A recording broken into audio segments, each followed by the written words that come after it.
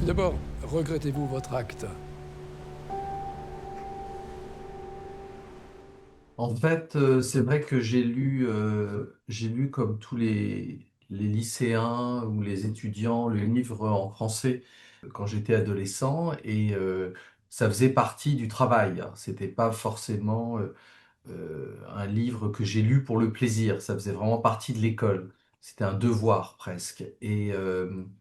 Et je l'ai relu il y a quelques années et j'ai été assez surpris de me rendre compte à quel point le livre était toujours aussi puissant, profond et mystérieux. Et c'est ça qui m'a donné envie d'essayer de l'adapter. En fait, j'ai essayé de comprendre le mystère de ce livre en faisant un film.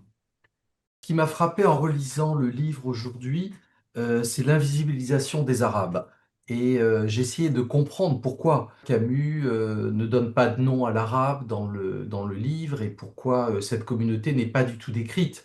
Et donc je me suis plongé dans l'histoire de la relation de la France et de l'Algérie. J'ai rencontré des historiens qui m'ont aidé à comprendre cette période de la colonisation, parce qu'il faut savoir, c'est que l'Algérie à l'époque, c'était la France, c'était des départements français.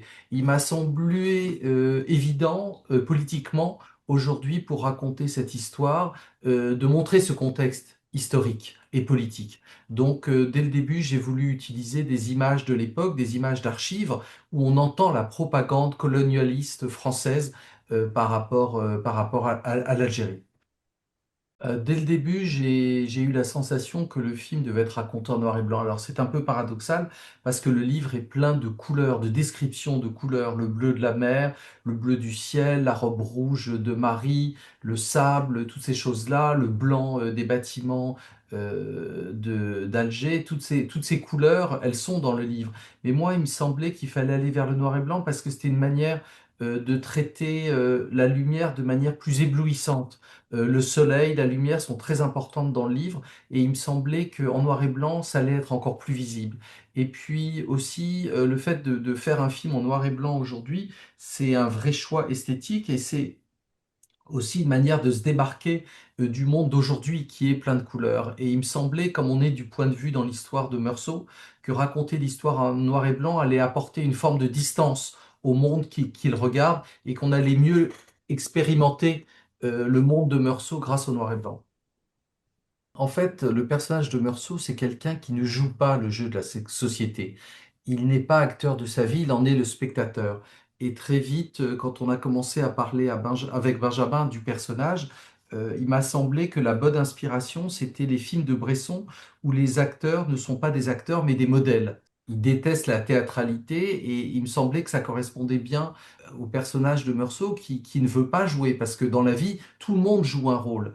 Et la particularité de Meursault, c'est quelqu'un qui dit toujours la vérité, qui ne ment pas et qui n'est pas dans le jeu.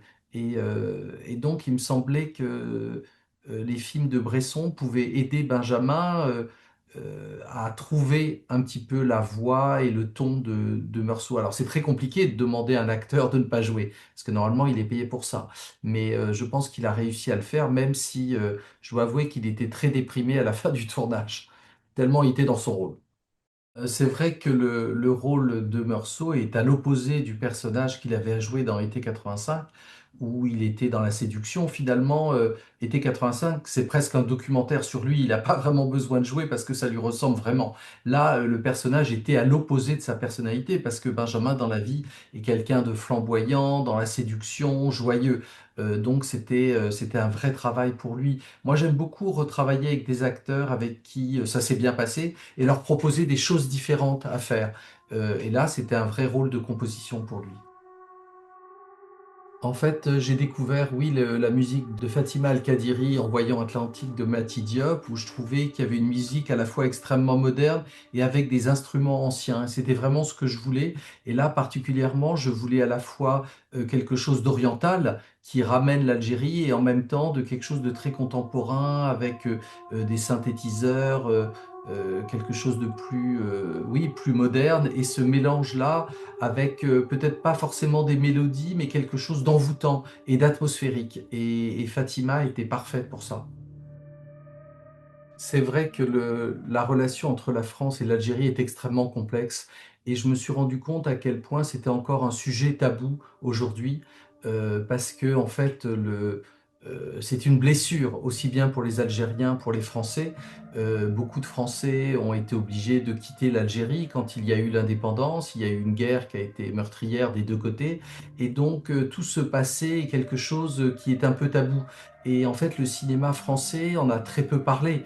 En comparaison, par exemple, au cinéma américain, qui a fait beaucoup de films sur le Vietnam et sur comment les Américains sont comportés au Vietnam. Finalement, sur la colonisation, il y a très peu de films français, ou sinon ils sont très peu politiques, ils sont plutôt exotiques.